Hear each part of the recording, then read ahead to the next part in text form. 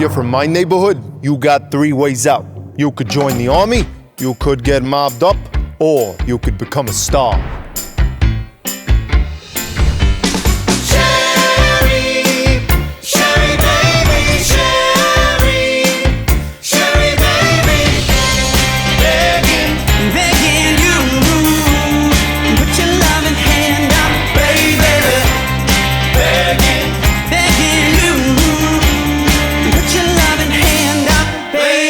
The first time we made that sound, our sound, when everything dropped away and all there was the music.